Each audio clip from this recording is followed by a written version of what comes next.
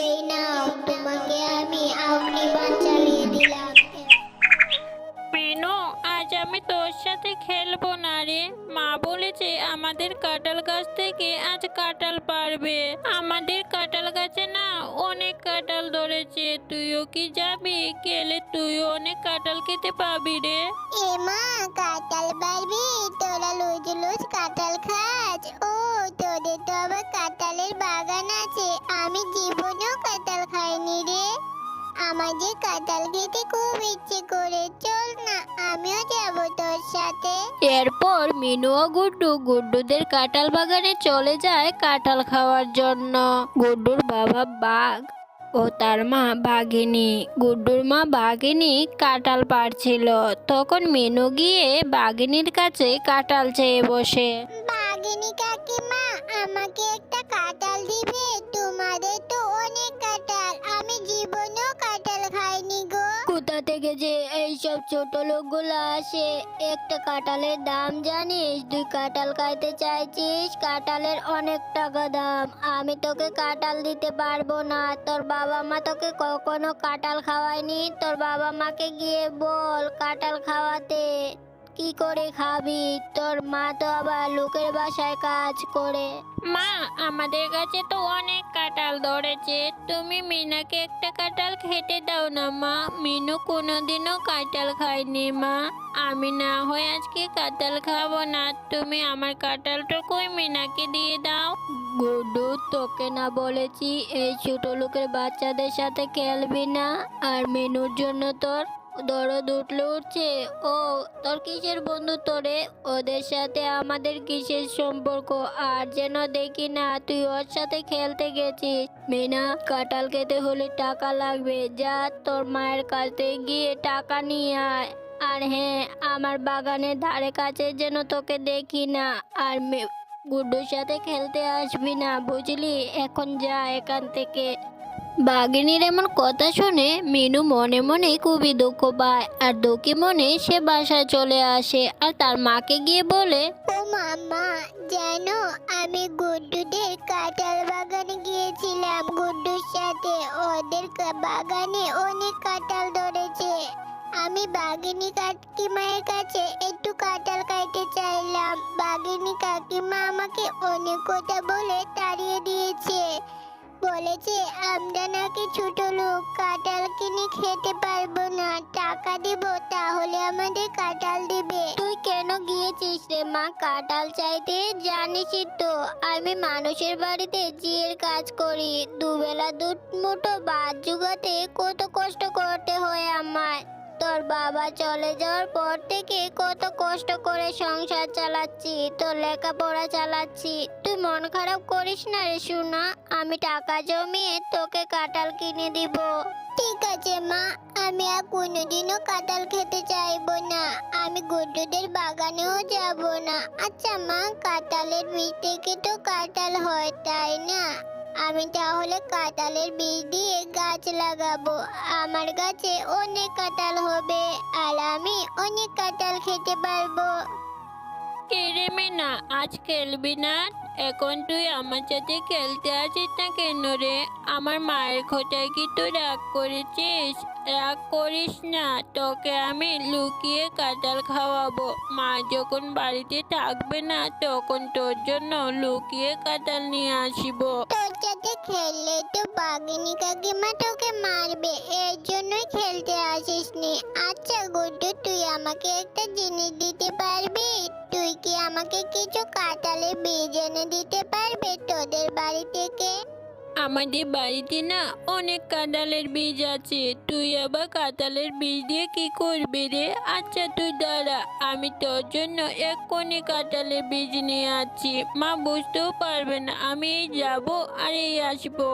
এই বলে গুড্ডু তার বাড়ির উদ্দেশ্যে চলে যায়, কারণ মিনুর জন্য সে কাঁঠালের বীজ আনবে। মিনু ও গুড্ডু ছিল খুব ভালো বন্ধু। কিলে গুড্ডু, এত তাড়াতাড়ি তাড়াতাড়ি চলে এলি, কাকিমা ডেকে নিত। আর গুড্ডুর থেকে কাঁঠালের বীজ পেয়ে মিনু ভীষণ খুশি হয় আর বাড়িতে এসে তার মাকে বলে, মা জানো, এই দেখো আমি কত কাঁঠালের বীজ এনেছি। এইসব বীজ আমাকে গুড্ডু দিয়েছে, গুড্ডুদের বাড়ি থেকে এনে। এই বীজগুলো এখন আমি রোপণ করব, আমাদেরও কাঁঠাল গাছ হবে। আরে পাগলি মেয়ে আমার, এই বীজ তুই কোথা থেকে পেলি? এই বীজ লাগালে কি গাছ হবে? সে কত দেরি হবে। ঠিক আছে, তোর যেহেতু ইচ্ছা, তোর কাঁঠালের বীজ থেকে কাঁঠালের গাছ হবে, তুই কাঁঠাল খাবি, তাহলে লাগা। এরপর মিনু তার মায়ের কথা মতো তার বাড়ির উঠোনের এক পাশে কাঁঠালের বীজগুলো রোপণ করে। বেশ কয়েক মাস পর মিনু দেখতে পায় তার সেই বীজ থেকে সুন্দর একটি চারা গাছ হয়েছে। মা মা দেখো না, কত সুন্দর একটা চারা গাছ হয়েছে। এই গাছে কাঁঠাল ধরবে, তাই না মা?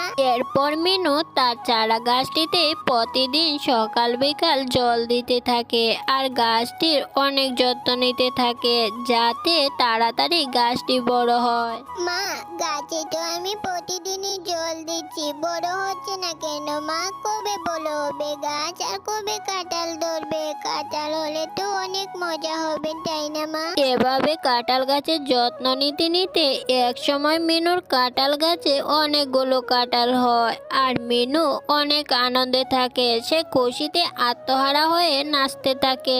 আরে পাগলি মেয়ে, নাচবি নাচবি, চল আগে কিছু কাঁঠাল পারি, তারপর কাঁঠাল খাবি, আর কিছু কাঁঠাল বাজারে বিক্রি করাও যাবে। মিনা, তুমি অনেক ভালো মেয়ে, তুমি আমাদের অনেক যত্ন নিয়েছো। এই গাছটার অনেক যত্ন করেছো যে আমরা অনেক পরিপুষ্ট হয়েছি। এই গাছের কাঁঠাল তুমি যতদিন ইচ্ছে খেতে পারবে। তুমি যতই এই গাছে কাঁঠাল ছিল না কেন, কখনই এই গাছের কাঁঠাল শেষ হবে না। মা দেখো না, আমাদের গাছের কাঁঠাল তো কথা বলতে পারে। আমাদের গাছের কাঁঠাল কত সুন্দর, কত সুন্দর আমার সাথে কথা বলছে। আবার বলছে এই গাছের কাঁঠাল নাকি কখনো শেষ হবে না। হ্যাঁ, তাই তো, এটা তো দেখি অবাক করার কথা। কাঁঠাল আবার কথা বলতে পারে, তা তো ভালোই। আমরা সারা বছর এই গাছের কাঁঠাল বিক্রি করতে পারবো। কাঁঠাল রানী, তোমাকে অনেক ধন্যবাদ। কাঁঠাল রানীর সাথে কথা বলে মিনু একটা কাঁঠাল কেটে খেতে থাকে আর মিনুর মা গাছ থেকে কাঁঠাল পাড়তে থাকে কাঁঠাল নিয়ে বাজারে বিক্রি করতে যাবে। কাঁঠাল লাগবে গো, কাঁঠাল, পাকা পাকা মিষ্টি বড় বড় কাঁঠাল। কে কে নেবেন তাড়াতাড়ি এদিকে চলে আসুন। এ কি, এটা তো দেখছি মিনার মা শেফার শিয়ালিনী। এই ছোট লোক আবার এত বড় বড় পাকা কাঁঠাল কোত্থেকে পেলো? আমাকে তো বিষয়টা তলিয়ে দেখতে হবে, আজই ওদের বাড়িতে যাব। যেই ভাবনা সেই কাজ। ও, তোরা কাঁঠাল গাছ লাগিয়েছিস, দাঁড়া, তোদের গাছের আজ সব কাঁঠাল পেড়ে নিয়ে যাব, তারপর বুঝবি কিভাবে তোরা কাঁঠাল বিক্রি করিস, সেটা দেখবো আমি। এরপরই মিনুর গাছের কাঁঠালগুলা কথা বলে ওঠে আর তখনই মিনু ও মিনুর মা সেখানে চলে আসে। বাঘিনী, তুমি অনেক লোভী, তুমি মিনুর গাছের কাঁঠাল চুরি করতে এসেছো। এক সময় তুমি মিনুকে অপমান করে তাড়িয়ে দিয়েছিলে। আমি কাঁঠাল কন্যা হয়ে তোমাকে এর জন্য শাস্তি দেব।